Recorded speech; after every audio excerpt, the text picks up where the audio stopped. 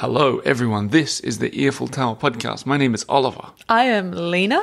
And today we want to take you all to the 8th arrondissement of Paris, the elegant 8th. I'm going to start with a bit of trivia.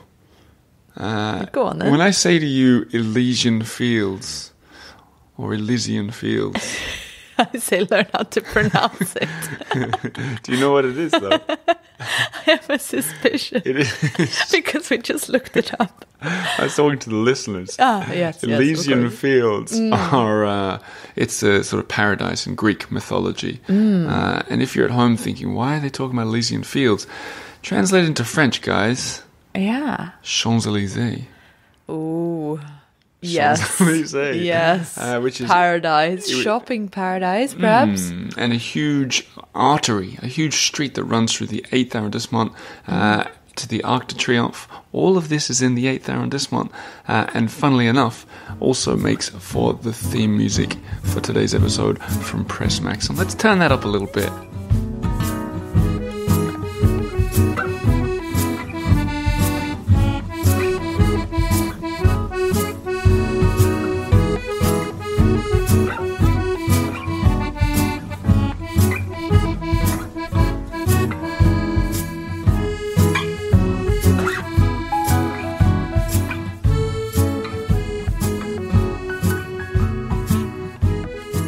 Now that was something. Press Maxim's version of Joe Dassin's song Aux Champs Elysees. I learned something about this, by the way. What did you learn? So I put on my Instagram story, I put a little sort of fun thing out. I thought it was fun. I was like, anyone want to take a guess at what the theme song will be for tomorrow's podcast episode?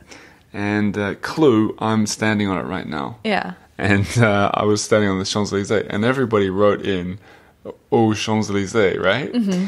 But half of the people, and I would have been this half, wrote O, like spelled O-H. Yeah. Or like, or good old Champs Elysees. Exactly. Yeah. And maybe half the people wrote that. I thought that's what it was too, like, oh, there you are. But the other half wrote A-U-X, which means literally at the, or to the, right? To the Champs Elysees. And that's what the song is. It's A-U-X. That makes way more sense. Or, I mean, someone, the Elysian Fields. Oh, Champs Elysees. In any case, whatever. That is, we talk so pleasantly about it. Probably my least favorite thing in the district. Yeah, I don't really care for it. No. Yeah. It's one of the two things I can think off the top of my head in Paris that I wouldn't even recommend people go to. Why is it so famous? Well, it's historically famous. A lot of famous parades and stuff go down there. It is beautiful. Yeah. And the Arc de Triomphe at the end is beautiful. Yeah, it's grand. Yeah, but it's a tourist haven as well. For sure. And I don't know, I think there are more beautiful streets and better places for tourists to go. The other place that I think is I wouldn't recommend that's really popular will be coming up in another episode. There's a clue. But the Champs Elysees, don't feel you need to go there, everybody. It's all right. Yeah, it's all for right. Shopping. One thing that's cool there, 34 Avenue des Champs Elysees, is the Earful Tower's P.O. box. So I haven't taken a chance to do this. A huge thanks to all the people who've been sending in postcards from around the world over the past couple of months, because I've been hinting at it, especially on social media. Send in a postcard so I know where you're listening from. I can see the stack of postcards over your shoulder. It's impressive. That stack is about... I mean, look at it. It's there on the computer. It's like a fist high. Well, you didn't look. It's not quite a fist high. Half Maybe a fist high. That's a lot of postcards from It's most a weird measurement, half a fist high. Anyways. What we're going to do is we're going to talk to everybody about the vibe. We're going to tell you about the vibe of the 8th. We both really loved it. And then the sort of second half of this episode, we're going to meet a couple of the key characters. I say key characters, two interesting characters. It's not like it's the mayor of the Very district. different. Yeah, supremely different. Yeah, and that's what we're trying to do here, show contrast as well. And then at the end we'll give our scores, which by popular demand, people want our deliberation on the scores. We'll talk more about that. Well, you will get it. So first, let's talk about the vibe. Okay. The 8th. You've been a resident in Paris for almost 8 years. When someone says 8th arrondissement, do you think, oh, great, we're going to have a fun time there? Definitely. Really? Yes. Okay. I mean, there's a lot of things to do. A lot of famous places, like the Champs Elysees. It's beautiful. It's grand. It's expensive. Yeah. A lot of exercise for the old wallet.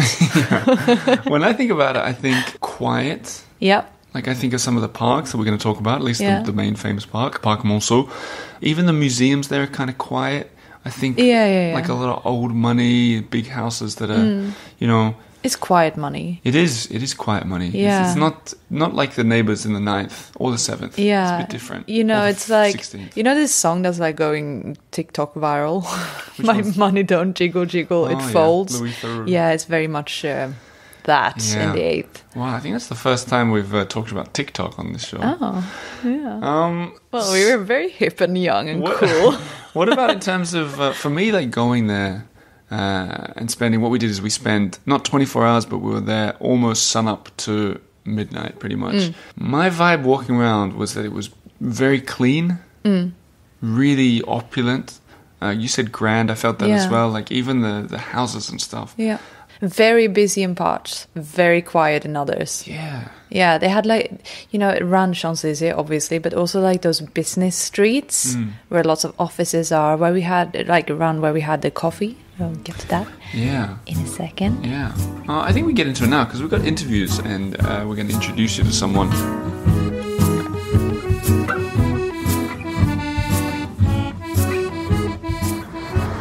So Gabriel, Yes. from Aix-en-Provence, Exactly. and now you've been here in Iwi for a year and a half. Yeah, So correct. tell me first, why a New Zealand a New Zealand name on your cafe?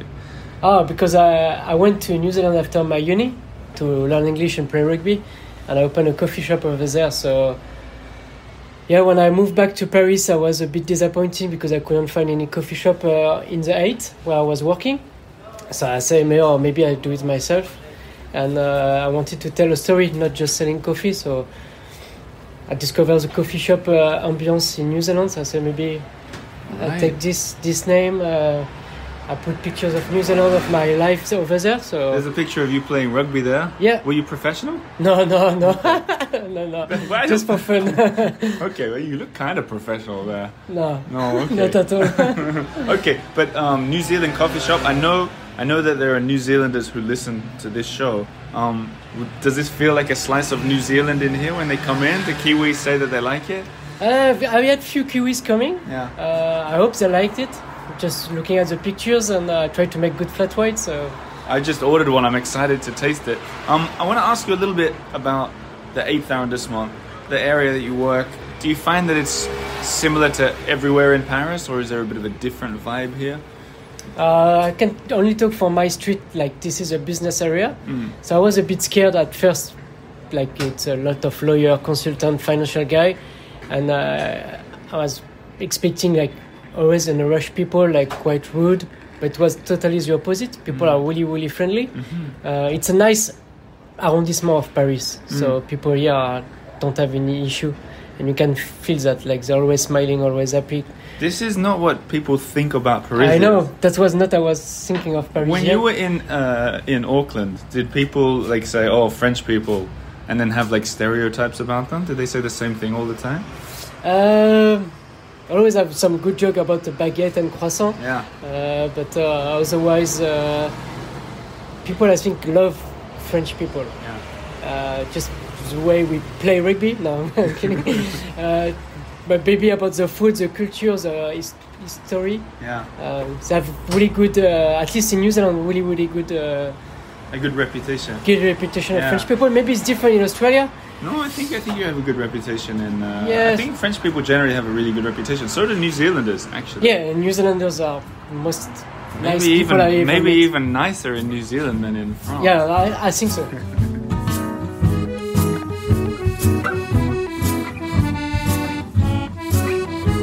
So the flat white was excellent. Very good. We walked down the street he was talking to was Rue de la Boétie, Boetie. It is a bit of a business street. Got a lot of doors opening and shutting as you're walking down. People going to offices, into their homes. Hey, I saw one door open and I glanced in. There was a Wallace fountain. You know these green old fountains that are all over the city that you can still drink from. There was one in a private residence. Yes, obviously you went in. I went in. Yeah. Did you have a because- drink? No, I didn't. It looked like it hadn't flowed water for a while. Oh, okay. But I'd never seen a private one of No, those. me neither. That's the 8th for you. Yeah, that is the 8th. Yeah. Yeah. What we did next was kind of cool because we passed a church, and this is kind of the whole idea of this series is we're not just going to the things we know are good, we're trying to explore and find new things too. And I saw this church, I've got it written down, Église Saint-Philippe du Roule. Okay. And I'd never heard of it, I'd never even seen it before. I think a lot of people would never heard of it. It was even it was grand, but it was kind of ugly from the outside. Yeah, it was just like a grey mouse. Yeah. It sounds very mean, but, compared to a lot of the grand...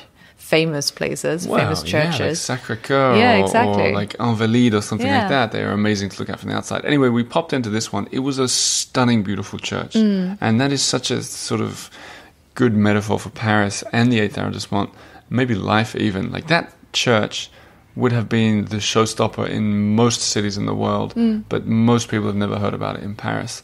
My point is, if you come to Paris and you're looking for things to do, don't just fill your plans with the famous things, because some of these kind of places are excellent. And that was beautiful stained glass windows, a sort of ceiling dome. Really, it was really lovely. Yeah, I think that's such good advice. In the distance, I noticed the American Cathedral, and I'm going to come back to that in a second. Because what we did next was we went back to the Champs Elysees, checked the mail, checked out the Galerie Lafayette store. Maybe this is something you can talk about. Yeah, sure. So this is not the main famous Galerie Lafayette on Boulevard Haussmann. Haussmann. No, this is like the cool, trendy little sister to it, like and it feels store. It feels exactly. It feels more like a concept store. It's definitely smaller. It's got like really cool mix of brands. It's funny that you say smaller because still it's enormous. Yes, but compared to but it just feels like tighter, a bit younger even. It's fresh. I like it. I think if you do want to go on a shopping spree, go to the Champs Elysees. If you're looking for things to see, if you don't want to shop, skip it. Yeah. Speaking of long streets to walk down, because it is an enormous long street. Yeah, so much longer than you think. It'd be tough to run down. Yeah. And that's just the finish of the marathon, isn't it? Or the start? Yeah. I don't even know. But you know what it made me think of? Says a lot, doesn't it? Made me think of Elizabeth, who we met. Elizabeth? Yeah, who we met this week. Moxham, I believe her name is. And she told us she told us that she listens to this podcast. Let's dedicate. This episode goes out to Elizabeth. She said she starts listening to this episode, the podcast, 8:15 every Monday morning while she's running.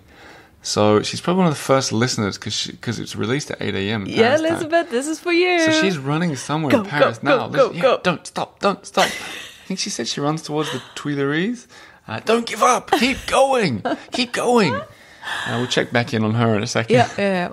At this point in our day, you went home, put the baby to sleep, and I got thinking about the American Cathedral. So what's the deal with the American Cathedral in Paris? Well, the head honcho there. Yeah. One of the main head honchos is called a canon, C-A-N-O-N. And at the cathedral right now, it's Nathaniel Katz. And I happen to know him. So I popped in there to chat with him, and he said, where do you want to record? I said, a quiet place. He said, the whole place is quiet. It's a cathedral. And then I said, well, whatever you think. And he said, do you want to go down to the crypt? And that is where we went. So what you're about to hear is me talking to Nat about the cathedral and about the district.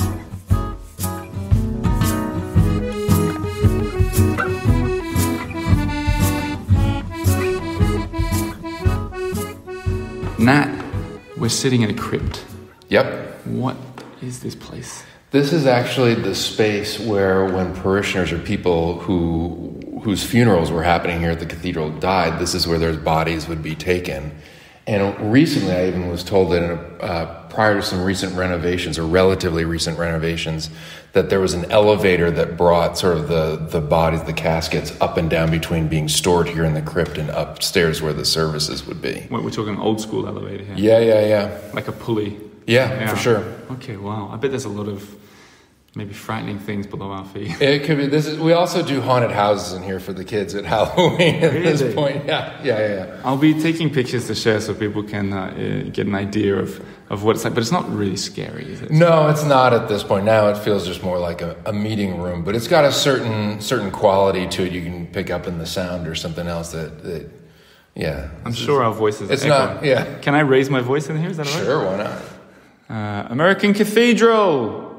Yeah. Cathedral. So you're the canon here. Yep. And this is the American cathedral. There are going to be people wondering what this means, what it's all about. What's a canon? Sure. Can you explain? Sure. So a canon is just a great churchy title that we have in sort of the Episcopal Anglican tradition that is applied to any priest who serves at a cathedral. So the dean is the head priest of a cathedral, and the canon is a title applied to any other priest that serves at a cathedral. So that's why I have that title. This church has been around since 1886. It wasn't a cathedral at the start. It was called the Church of the Holy Trinity, and it was started with seed money that came from J.P. Morgan, who's a name that resonates through finance and all sorts of American culture. And it was started back in the late 19th century to serve the community of Americans who had started making at least part of their lives here. Yeah.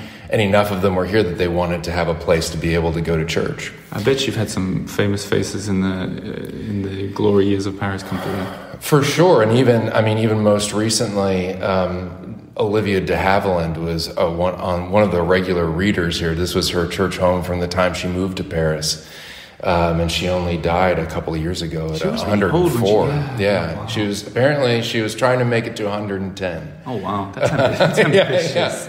Yeah. So if you came for Christmas services or something like that for many years, you'd have Olivia de Havilland reading the Christmas story for you. And even the American ambassador passed through here. That's right. For one of our recent jazz services. Yeah, which was great. Yeah. And there have been a few ambassadors ago that came fairly regularly as well. Right. Yeah. And just for my own spelling mind here, canon, double N in the middle or single N? Yeah, just a single N. Just the single.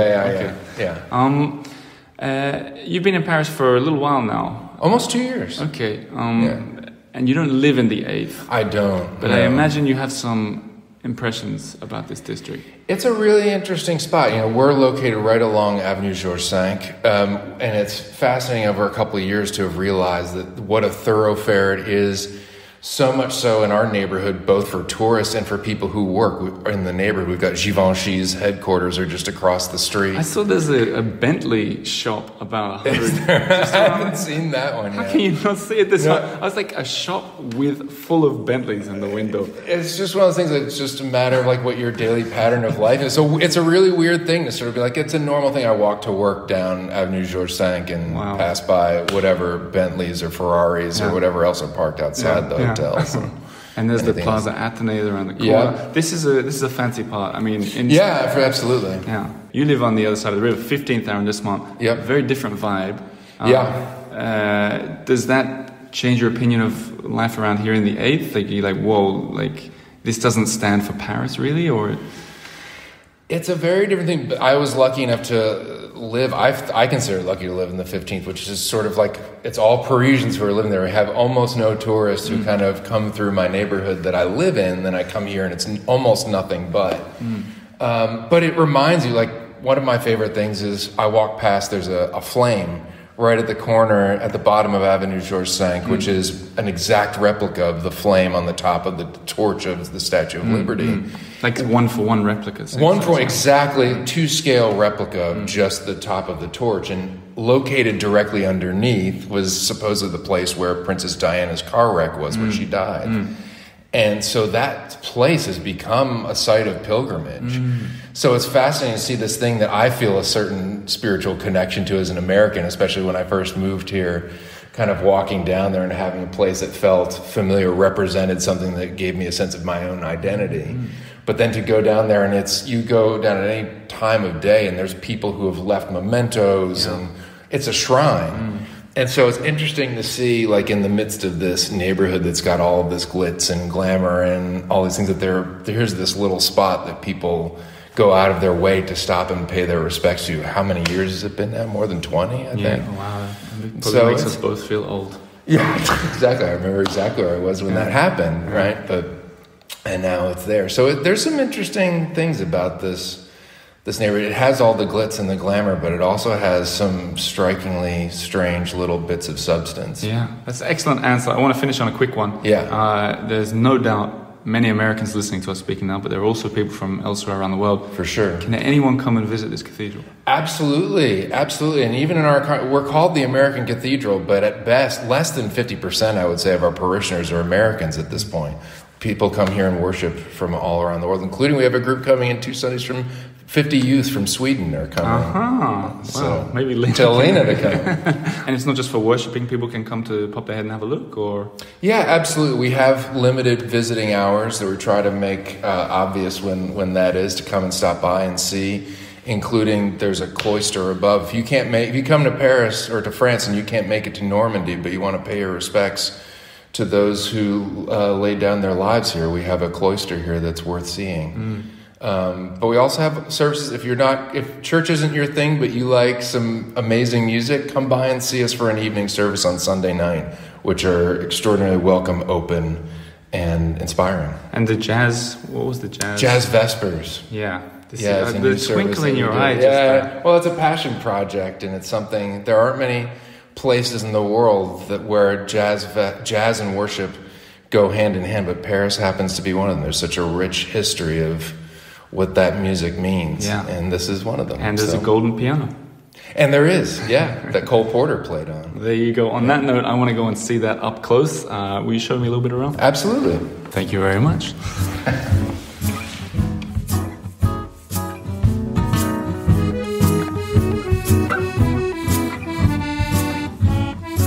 So there you go. Now we've all learned something. Go and visit the cathedral. It's really beautiful. If you've seen Nat, he's even taller than me. You shouldn't miss him, but go and say hello. And that piano, that golden piano, is a thing of beauty. I'll be adding pictures to social media in the coming days. But something I forgot, before you went back with Otis, we both popped into the Petit Palais. Yeah. I forgot about that. Oh, I love the Petit Palais. This is a wonder of the universe. Yeah, it's so stunning. You must go, stop everything, add to your itineraries. The Petit Palais, I think I've said it on the show before, just a glorious building. It's probably like the best free thing to do in Paris. And yes, it's free. You can you can enjoy and view the permanent collection for free. Yep. And have a little stroll in the internal garden. Yeah, and there's a coffee shop there. Nothing fancy in there. It's just a beautiful, The setting is just amazing. I'm learning that people can be a little difficult when it comes to coffee and restaurant recommendations, because guess what? We're all different. Everyone's different. Different tastes. So according to us, I'm just basing on some emails I've been getting. Yeah. But according to me and Lena, we've eaten there before, we've had coffee there before. You're not going to write home about the coffee, but you will about the place. And the place is stunning. Just like the interior, the exterior. That gate is the best.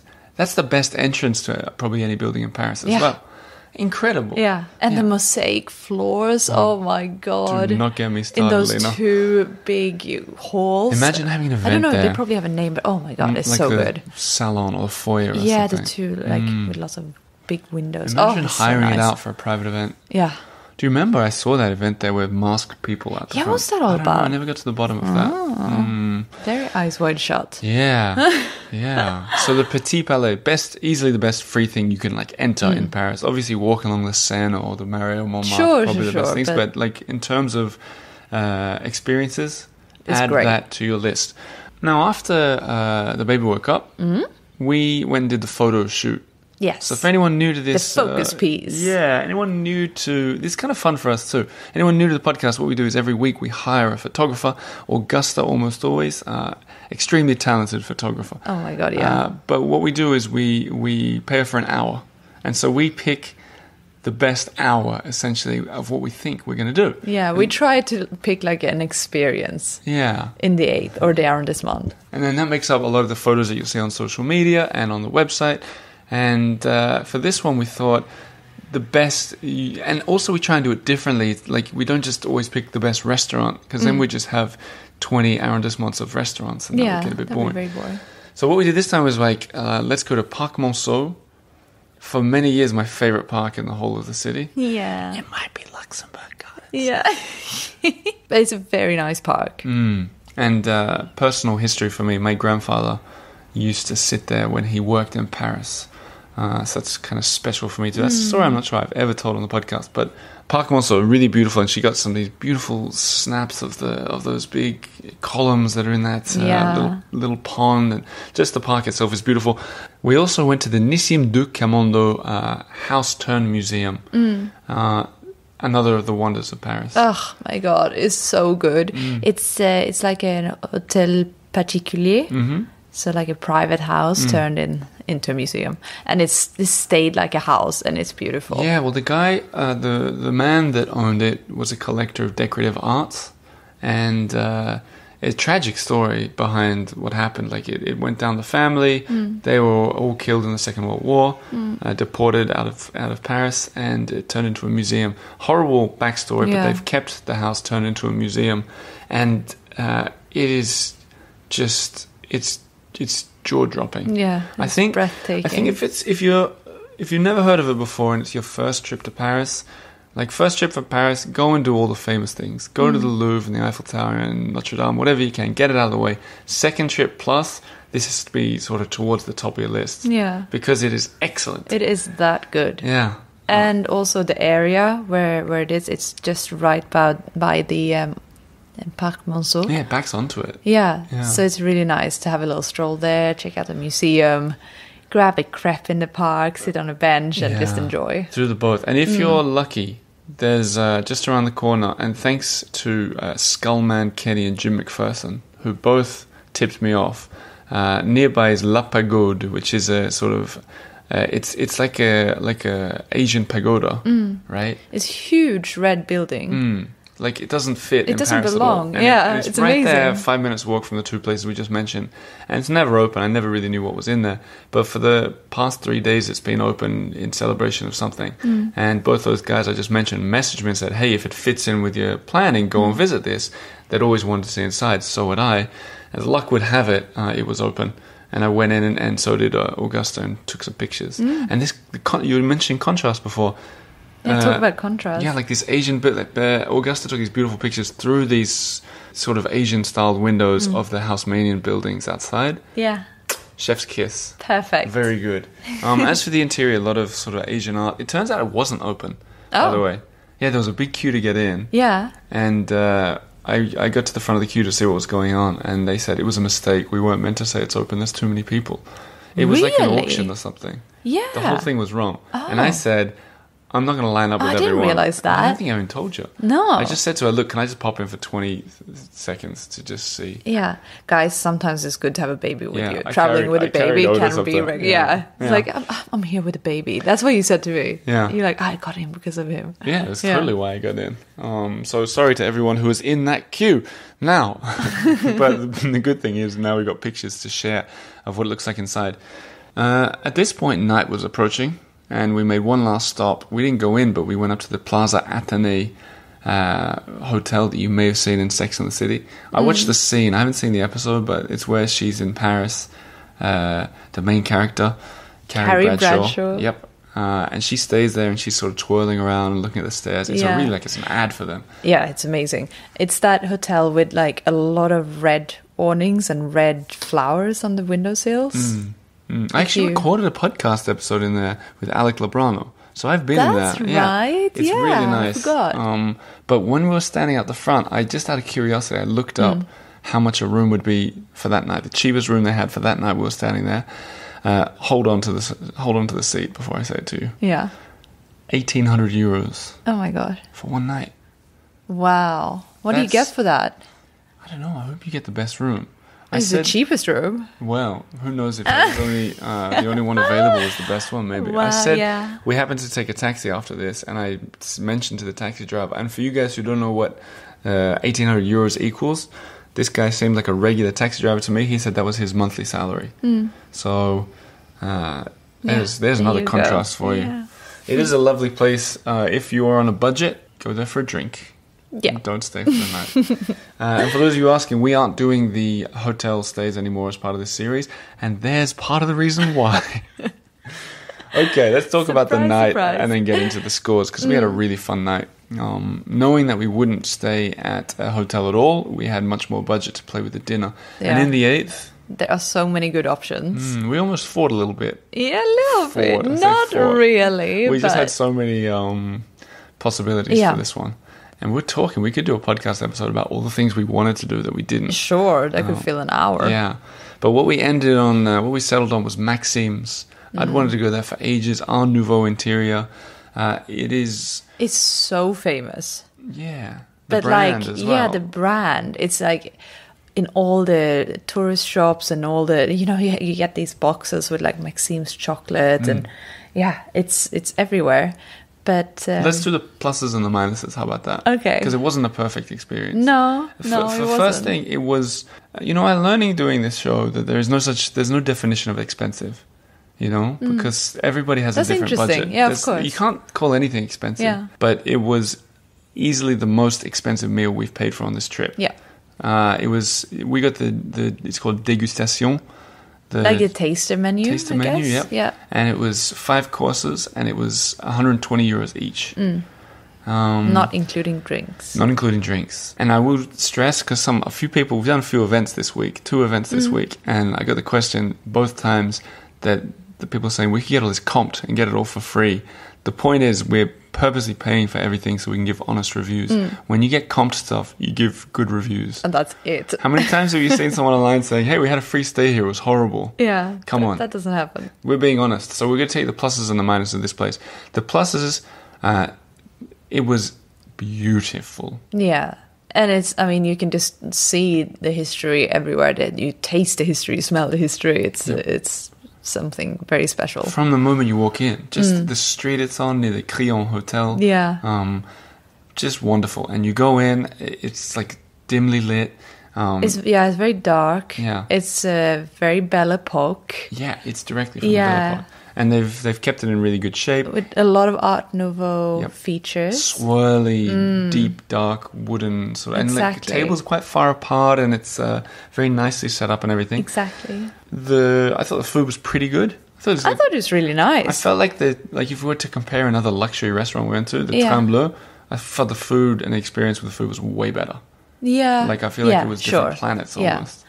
No, I think this food was still really good here. It was really, really good, but it wasn't like if someone was to say, I want to go for really good food, I wouldn't necessarily say that's this place. The Trembleu was superior. Yeah, I'd say so too. But the negatives. The negatives. Well, the first thing that struck me, it was that it was dead quiet, which I thought was so weird. You commented on that a lot.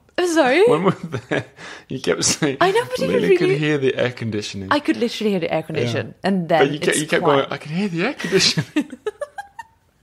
All the other customers were really quiet too. I know, it's very hushed voices. Hushed, respectful. Kind of feels And a little bit like you're at a wake. Yeah, it's like dark, dimly lit, and a lot of well-dressed. much older people there as well, suggesting like someone older had died. But the other thing, you could hear the metro run underneath. Oh yes, like rattling the table. Yeah, it wasn't that bad, but like with a bit of music, guys, it wouldn't hurt. And I feel like especially. Isn't it famous for having like these big shows on and like Friday, Saturday nights? It turned out, and we went on a Thursday. So if I were to do it again, I'd go on. Yeah, he said night. They have live orchestras. Yeah, they had a room. But I mean, it wouldn't hurt them to put a little Spotify on. I'm just saying. It's true. I'm just saying. I agree with you. I think that was a bit of a miss. Yeah. And the metro was, to give you an idea of how sort of shaky it was. We were experimenting. I thought it was funny. I always think it's funny to go to a fancy place where everyone's being very serious, because we're not very serious people. No, we had a lot of fun. We were laughing, yeah, which is probably to the chagrin of other people. I guess. No, but you meant to have fun. It was a special occasion for us too. But it was shaking to a limit, to a level that I was like, I wonder if I put the wine glasses really close to each other, if they'll start making like noises. The other funny thing that happened, and it definitely did. Did it? Yeah. Yeah. Okay. The other funny thing I thought about was the waiters were great and they were fun. They weren't used to people joking with them, I think. No, they didn't get. It was kind of. They were relieved of humor. Yeah, I think they're used to older people perhaps than we are. There was so much food too, and I think we'd eaten too soon to it. And so it was like there's a Seinfeld episode like this, but there's when you got to the cheese course, there was this big block of camembert, and I had to try and hide it because they were sort of judging us for not finishing. I think they were joking, but I had to hollow out a bit of bread and hide the cheese. So we didn't belong there. And for all you guys who want to know what I wore to this restaurant, because there've never been so many Oh, comments no. about Shock why I horror. wore a t-shirt to the Trembleur. Guess what I wore? Don't say it. T-shirt. Have some fun, guys. Lighten up. We were very respectable and we had a lovely time. Yes, it was great. I especially loved the like the Belle Epoque like caricatures that were everywhere. The bathroom was cool. Probably It had, like- depicting like famous people from that era, which I didn't really Well, the bathroom, recognize. But the still. bathroom had mentions of the famous Americans that have been there. In fact, if you're an American, this is probably the district for you. There were so many like Avenue, like Washington. President Yeah. Lincoln was there somewhere. Yeah. Anyway, what we did after, to sum up, we went into the Buddha bar briefly. Full disclosure, didn't have a drink because we were so exhausted, but it looked really cool. We walked around the whole place, looked really cool. And guess what? A huge Buddha in there. Had no idea. Yeah, enormous. Massive. Like 2 stories high. Yeah. Yeah, well done. Just sitting there. And we also went to a bar called Bugsy's for the contrast, which was like an after work, very London vibe. Yeah. It was very like after work beer with the boys kind of thing. I think I met the owner there before. I feel like his name's Ollie as well. Oh. I might be wrong here, but I think he's English. So I think there is a sort of London vibe there. But it was cool to get the contrast of those places. Definitely. Then we bumped into Vanessa Paradis on the street. I mean, bumped into. I did. Yeah. You missed everything. I was ogling some shoes, Yeah. unfortunately. We were on Rue Saint-Honoré, Lane's ogling some Yves Saint Laurent shoes in a Yeah, window. they were very nice. Me and Vanessa basically crashed into each other's shoulders. Oh, I can't believe I missed it. And I turn around and I go, there's old Vanessa. Yeah. And you said who, where? And the people in front of us were like, oh, Vanessa Paradis. I know. Can't Johnny believe I missed Depp's previous wife, who we're talking about, French lady. Yes. We also bumped into Amaury, who the chef from Le Maurice, and had a good chat with him. Yeah. So shout out that's to nice. him as well, if he's listening. I have a feeling he might not be. So there are all the things that we did. Hope that provides a bit of an example of some things to do. We're going to get into our scores, but remember, theeiffeltower.com for all the information and the addresses of everything we mentioned. And the beautiful pictures and the video. The video. Yeah. Oh, by the way, big news. Thanks to everybody out there. The YouTube channel has over 10,000 subscribers now. Woo! Ding, ding, ding, ding, ding. And the YouTube video is also where you hear the full music from Press Maxon. Now, let's get into some scores. I want to say a thank you also to the members of this show, because in the last episode, I read out that someone had sent in an email like, I don't care about you guys talking about I skipped the comments at the end where you rate it. And then all the members started sending me emails, and there's a thread on Facebook. Talk about it. We like it. There was a real thing about it. So we'll discuss it if it comes to it. Elizabeth, keep running. I forgot about Elizabeth. So Don't stop. what did you have? Scores out of 10 to give a score out of 100 total. What did you have for stroll ability? Oh, hang on. I put 6, meaning it was a bit of a big district. Oh, okay. Well, we are not on the same. Did we visit the same arrondissement? What I did put you a put? 9. I felt it was very strollable. Well, I think just the Tell me. Champs Elysees, if you were to walk the length of that, you wouldn't want to walk another step in Paris. Yeah. Okay. I can budge on No, that. but Yeah. okay, you felt it was strollable. I felt like it was I think- strollable. I think- I'm thinking Parc Monceau, those beautiful big streets up around there. It's Do nice, we have the quiet. same definition of what strollability means? I don't know. Okay, affordability. 2. I put 4. Oh, Well, I was going to put 0, okay. but then I was But then you put 4? Yeah, because I was like, should it be on a scale of 0 to 10, as in the most expensive one's 0? Or, like, is there a 0? And is there a 10? You know? It's very philosophical. I know. Yeah. I Okay, think so it was, you but feel like it was like, a 4. Like Iwi for coffee there's a free Petit Palais. yeah, Things like that. You can walk along the Seine, it's for free. Like, you know. Sure. I was we're- thinking with 2. Yeah, we're pretty close there. Shareability, like, 8? I give it a 10. Oh. I just think there was so much beauty. Yeah. You point a camera in any direction, share it with your friends. Yeah. Share it on Instagram, TikTok, I love so it. on. Okay. What about tourist ability? 8? 9. Yeah. Good nice. score. Yeah. Yep. I can already tell this final score is going to be huge. Accessibility. 8. 6. Ooh. I just thought you're a little bit out of the center of Paris. And lifts aren't working the Petit Palais. It wasn't the most accessible. Yeah, I think people were right to skip this section. What did yours add up to total? Well, well, a whopping 35, which Me is too. not as whopping as last week's. Well, that adds up to 70. And Yeah. the top score we've ever had is 72, so that puts this Okay, it's probably pretty whopping second then. position. Yeah. Yeah. Well, if it was a little bit cheaper, it would have won out just of a bit. everything. Okay, let's wind things up now. I want to say thanks to Charlotte Pleasance for all the behind-the-scenes help, Augusta Sagnelli for the beautiful photos, the Patreon supporters for literally making it possible, patreon.com/the Earful Tower. That's about as addy as you're going to get around here. Press Maxim for the music. Champs Elysees, lovely. Yes. And of course to Eddie G, my brother, for editing this episode and all the interviews together and all the music. Good job, Eddie. Love you. That'll do for this week. We'll be in the 7th next week, and we can't wait to share it with you.